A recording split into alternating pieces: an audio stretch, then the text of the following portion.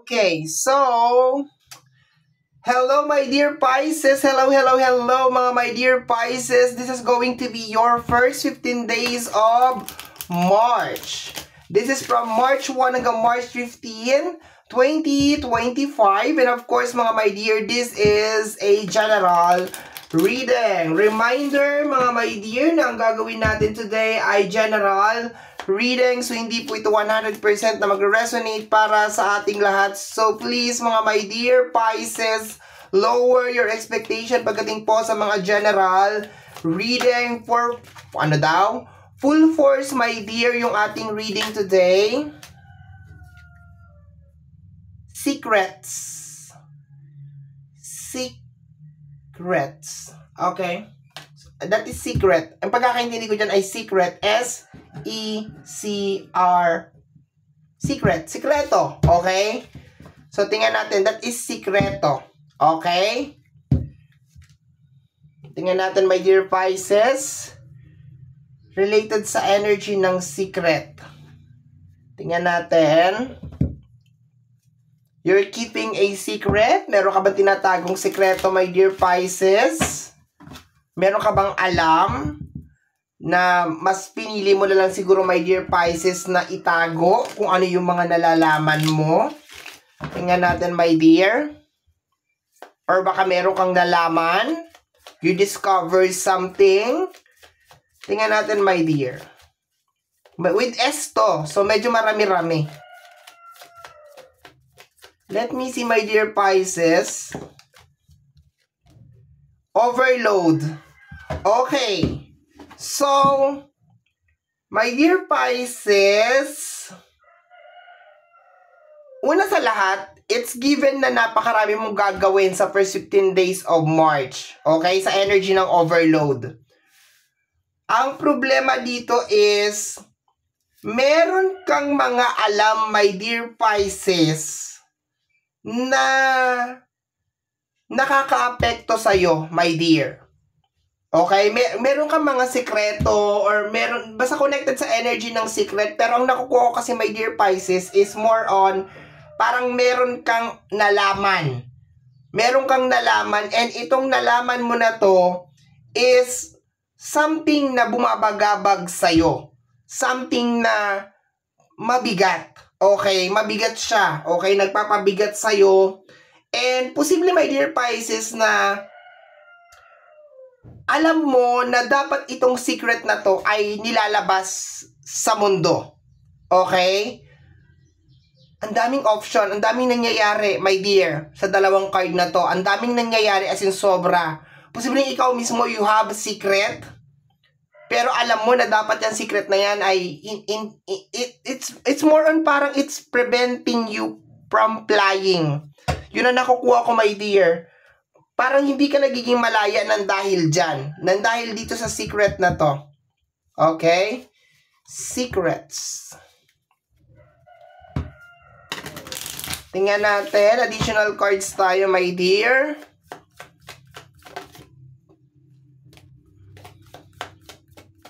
Okay. Meron na. I know I was a distraction from your pain. Parang ayaw mo nang makadagdag sa pinagdadaanan ng isang tao. So in short, parang meron kang pinagdadaanan. So expect, ganito yun, my dear Pisces, ha? Ganito yon. Marami sa inyo, or sabihin na lang natin, posibleng maramdaman mo sa first 15 days of March, my dear, na you wanted to say something. Meron kang gustong sabihin na parang mabigat. Sobrang bigat nito. Pero parang hindi mo alam kung kanino mo sasabihin. Kasi, my dear Pisces, parang una, baka hindi open-minded yung tao na yon dun sa mga sasabihin mo. Pangalawa, baka hindi din mapagkakatiwalaan. Baka kung ano tong gusto mong sabihin is something na dapat sikreto lang. Okay? So in short, parang nagkakaroon ka dito ng trust issue. Yun ang nakukuha ko, my dear. Meron kang gustong sabihin. So, expected mo, my dear, na baka magkaroon ka rin ng trust issue maski sa mga tao na malapit sa'yo. Okay? Kasi mas sinasarili mo na lang. Mas sinasarili mo na lang kung ano yung nangyayari sa'yo. And itong energy ng secret, my dear Pisces, napakalawak niya. I'm receiving thousands or posibleng hundreds of energy ng secret as of this moment, my dear. Pero maski ano pa man yung secret na yan, my dear, isa lang ang pinaka-point niya. Kumbaga parang 100 secret or 1,000 secret, my dear, pero isa lang yung pinaka-point niya. Ang pinaka-point niya, my dear, is mai-release itong secret na ito. Mailabas tong secret na ito kasi nagiging mabigat na sa'yo. Okay? Ito yung mga ilan sa mga secret na nare-receive ko. I'm receiving secret about identity sa pagkatao. Okay? You wanna be free? Nare-receive ko. You wanna be free? You don't wanna, ayaw mo na magtago. Ayaw mo na magtago, my dear Pisces. Gusto mo na sabihin yung identity mo. Posibleng may kinalaman to sa gender. Baka gusto mo sabihin na, oy, tomboy ako. Baka gusto mo sabihin na, oy, bakla ako. Okay, I can feel like that. Pero, nakukuha ko na parang walang gustong tumanggap sa'yo. You feel, my dear Pisces, na parang walang gustong tumanggap sa identity, sa gusto mong sabihin. Parang nobody is open to receive this message, my dear. Yun ang nakukuha ko. Na parang makakadagdag ka lang sa pain or distraction. I can also feel, ilang secret lang ang isasabihin ko, my dear, ha? I can also feel yung energy na parang meron kang nalaman, okay? Nalaman na secret. Okay, baka meron ka nalaman na secret and parang gusto mong ilabas yung secret na yon. You receive something, some secret, and parang gusto mong ilabas yung secret na yon. Pero, nag-iisip ka rin kasi baka pag nilabas mo yung secret na yon, baka lalong magkagulo. Okay? Isa yung sa energy ng secret. I can also feel, my dear, some secret na you are tired. Physically, you are tired. Parang pagod ka na sa kung ano yung nangyayari sa buhay mo. Ayaw mo na yung rotation. Ayaw mo na yung nangyayari. Parang gusto mo na mag-complain. Parang meron kang gustong kausapin na mataas na tao. Posibleng this is your parents or this is your boss. Parang gusto mo na sabihin sa kanya na pagod na ako sa ganitong rotation. Kinakaya ko lang. So on and so on and so on and so on. Ang daming message. Okay, nakaka-overwhelm. But so far, yung pinaka-point dito, my dear, is gusto mong ilabas kung ano man to. Meron kang gustong ilabas, pero hindi mo siya mailabas-labas. Okay? Hindi mo siya mai-release-release. Okay? So, additional cards pa tayo, my dear Pisces. Let me see.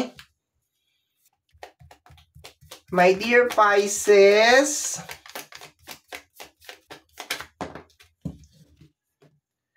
I still don't have all the answer. Parang hindi ka sure. Okay? Hindi ka sure. Actually, ito, my dear, trust issue to.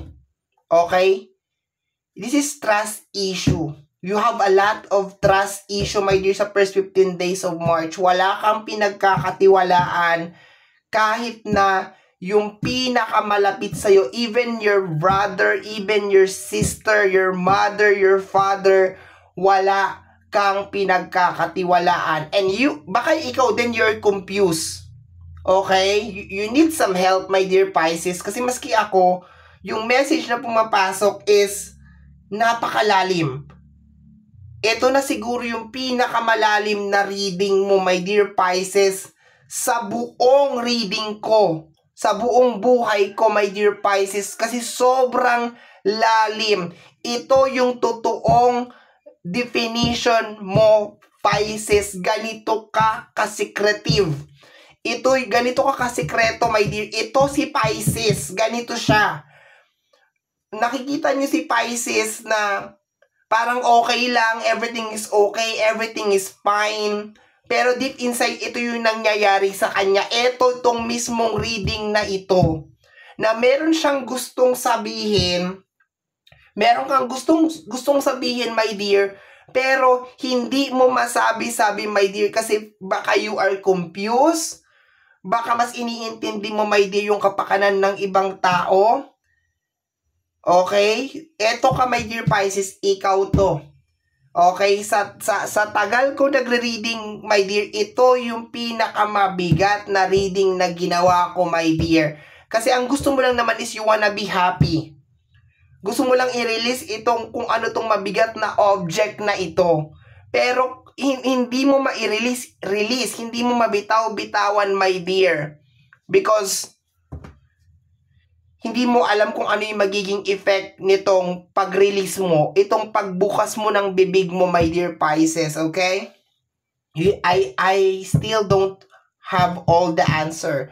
Baka yung iba sa inyo kailangan pa ng more evidence. Alam mo na, pero parang sinusure mo pa. Kailangan mo pa siyang i-sure, parang ganon. Parang meron pa rin konting doubt. Meron pa rin konting pagdududa. Okay? Pero I can feel, my dear, na kung ano yung alam mo, kung ano man yung sekreto na yan na parang gusto mong ilabas, I think it's about time na ilabas mo siya.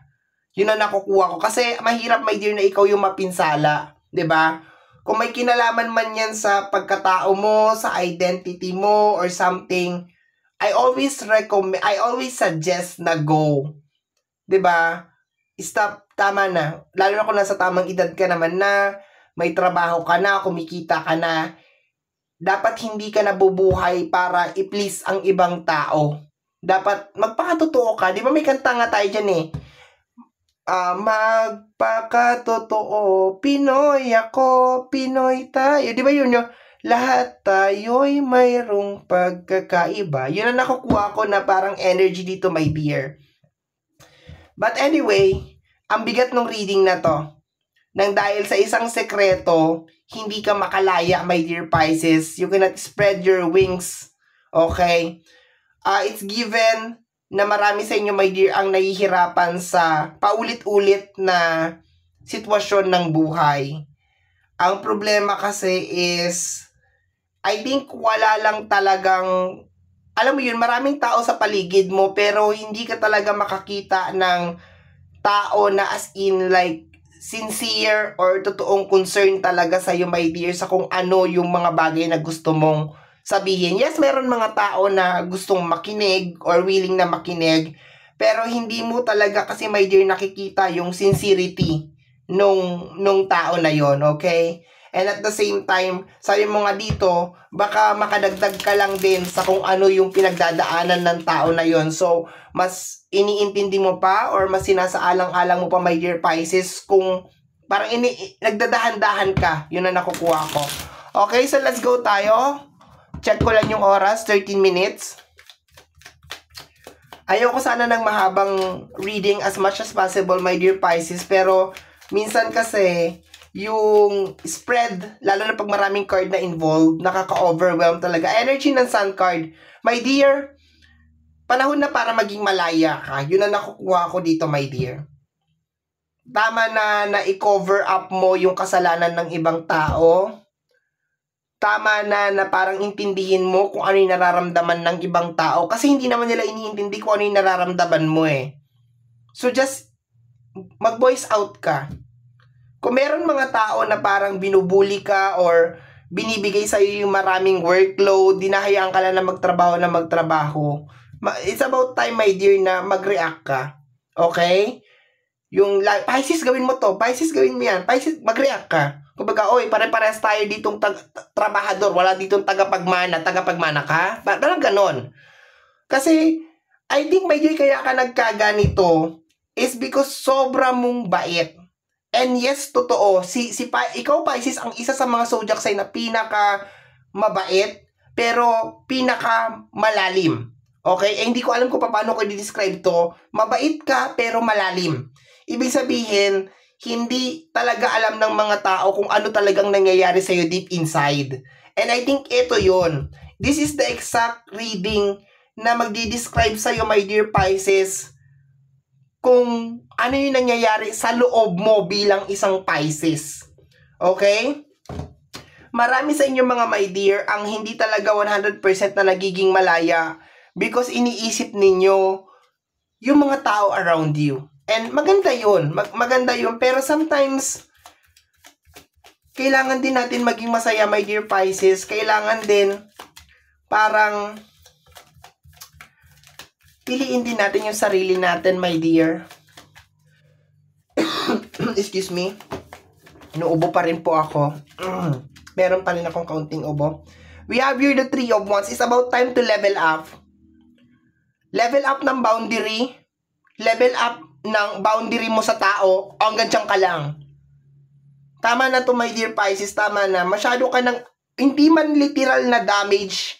Pero ang nakukuha ko dito is masyado ka ng damage. Sobrang damage mo na, my dear. You're surrounded with fake people na kunwari, mahal ka pero hindi ka mahal. Yun ang totoo dito, my dear eh.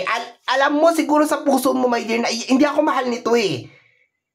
Nandito lang to kasi best friend ko siya. Nandito lang to kasi nanay ko to. Nandito lang to kasi kamag-anak ko to. Nandito lang to kasi asawa ko to. Pero nararamdaman ko, hindi nga talaga ako naiintindihan 100%. Yun ang nangyayari dito, my dear.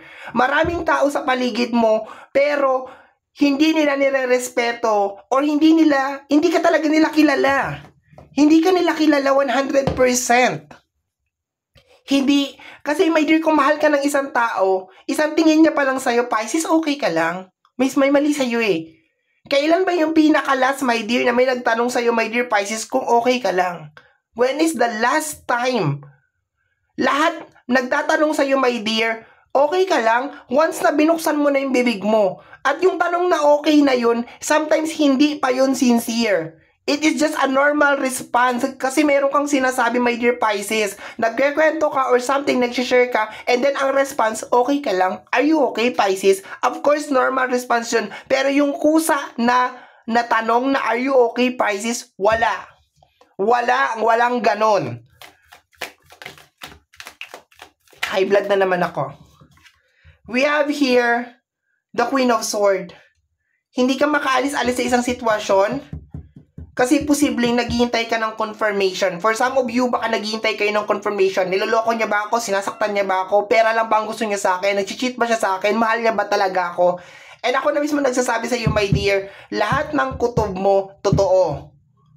Lahat ng nararamdaman mo, totoo. You are surrounded with fake people.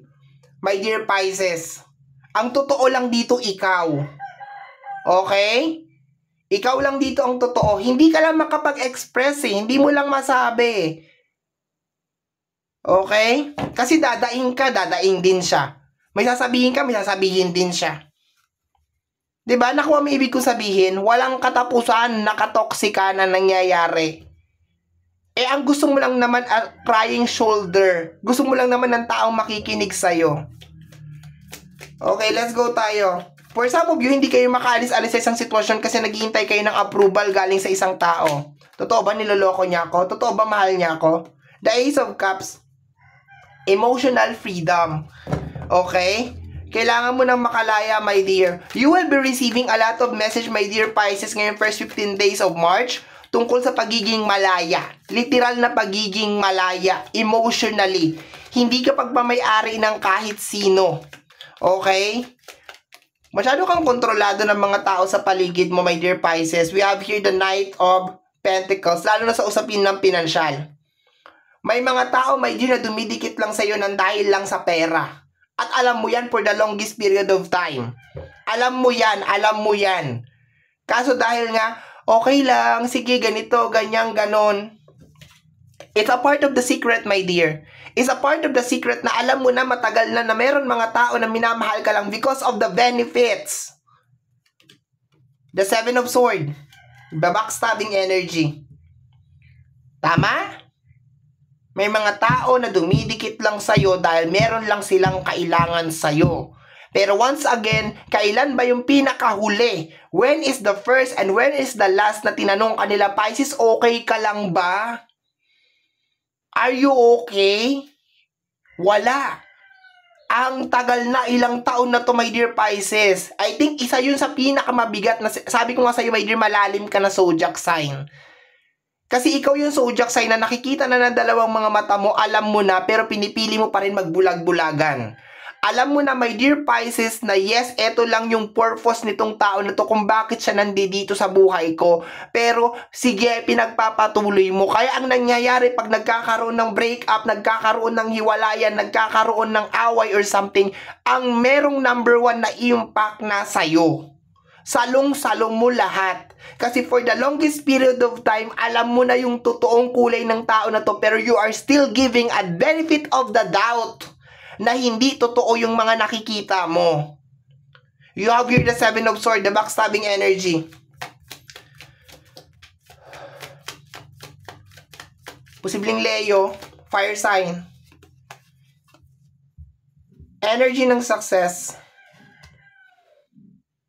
May mga tao na ayaw ka maging successful, my dear. You need to be very, very, very, very, very careful sa mga taong pinagkakatiwalaan mo.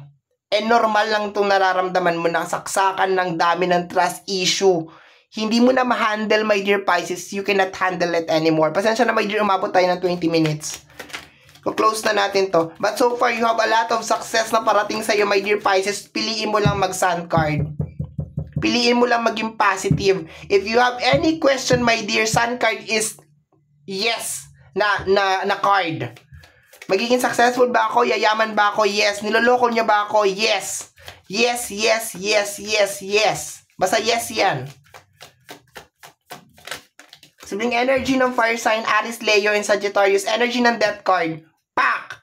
Tapos. Tapusin mo, my dear, once and for all. May death card ka. Kinakailangan matapos to, my dear. Energy na pumipigil sa'yo. Energy, my dear, na nagbibigay ng overload sa'yo, my dear. Sasabihin ko to ngayon, my dear. Alam mo yung regular, my dear Pisces, na trabaho, okay lang yan eh. Walang trabaho na madali. Pero yung katoksikan ng isang tao, yung pagbabaliwala sa'yo ng isang tao, yung pagmamahal na binabasura ng ibang tao na ibinibigay mo, yun eh. Yun. Last card tayo, may bonus card pa. The 6 of Pentacles. Tama na, my dear. Tama na. Alam mo, masarap mag-share, masarap mag-give sa mga taong deserving. Masarap magbigay ng pagmamahal sa mga taong deserving. Masarap mag-share ng pera, ng pagmamahal, ng support, and everything na kahit anong gusto mong i-share. Maski panty at bra mo, i-share mo na pati brief mo. Sa mga taong deserving. Sa mga taong deserving. The 5 of Swords. Diba ikaw pa yung lalabas na masama? After all na ginagawa mo, my dear, sa kanila, ikaw yung lalabas na masama. Ikaw yung lalabas na toxic. Nag-share ka lang ng something, nagkikwento ka lang tungkol sa personal na buhay mo, pero ang lumalabas na toxic, ikaw. Nag-uumpisa ng away, ikaw. Pero pag sila ang nagkikwento sa'yo, okay lang dapat. Dapat you are a listener. Kasi diary ka dapat sa bakal. Hindi ka tao, Pisces eh. Hindi ka tao. Sa mata nila, hindi ka tao. Hindi ka nakakaramdam ng pain. Okay? Kaya nga for the longest period of time, my dear Pisces, mas pinili mo na lang na ibaon na lang lahat ng alam mo eh. Kasi hindi ka tao. Sa mata nila, hindi ka tao. Wala kang karapatan maging masaya. Wala kang karapatan magreklamo. Empress, energy ng growth. Maturity. Okay, energy ng growth. The King of Swords, and the Page, the Hangman. Kaya mo pa makaalis, my dear, sa sitwasyon mo.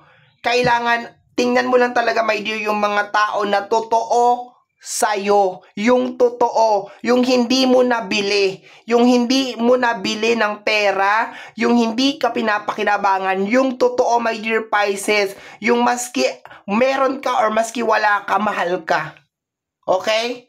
So, ang haba na ng reading natin, my dear, napakarami ko pang gustong sabihin sana sa reading na to. Kasi sabi ko nga sa'yo, this is the reading talaga, my dear, na nagpapakita kung sino ka at kung ano ka. Kung ano talaga yung totoong nangyayari sa loob mo. Once na mapanood to ng ibang tao, my dear, alam na nila kung paano ka i-handle. Pero baka hindi mo rin kasi alam, my dear Pisces, na ganito ka. Okay, na ito yung nangyayari sa'yo, my dear, kung bakit ang bigat-bigat, my dear, ng buhay mo. Because of this kind of energy. Bago tayo magtapos ng reading, my dear Pisces, gusto ko lang sabihin sa'yo na people come and go. Maski anong gawin mo, my dear, yung taong kaharap mo ngayon, ako na pinapakinggan mo ngayon, yung taong nakasalubong mo kahapon, yung kayakap mo kahapon, yung kausap mo kahapon or kanina, anytime pwedeng mawala yan. Walang permanente sa mundong to, my dear. So always prioritize your happiness. Huwag mong ipilit yung sarili mo sa mga tao na hindi pinapahalagahan kung sino ka at kung ano ka. Hindi mo sila deserve. Tama na yung pagtitimpi, my dear. Alam mong mali, nakikita mong mali, sabihin mong mali. Sabihin mo, hindi ko deserve to. Hindi mo dapat ginagawa sa akin to. Hindi ko deserve to. Okay? So my dear Pisces, I'm really sorry kung medyo na-carried away ako sa reading na to. Ang dami kong kaibigan na Pisces, kamag-anak, kapatid na Pisces, and I can feel this reading na nanonood sa kanila. Every day, every single day, nakikita ako yung pain na parang gusto lang nilang umiyak kasi hindi na nila gusto kung ano yung nangyayari sa buhay nila. Kaso ang problema, wala silang choice just to tolerate kung ano yung nangyayari. And eto yung reading na yon. I'm really, really sorry. Okay? So, uy, my dear Pisces, yan ang reading mo para sa'yo. Shit! Yan ang reading mo para sa yung first 15 days of March. Somehow, my dear, kung nagustuhan mo to, especially kung napadaan ka lang, don't for... Maraming salamat, my dear Pisces. I need to go.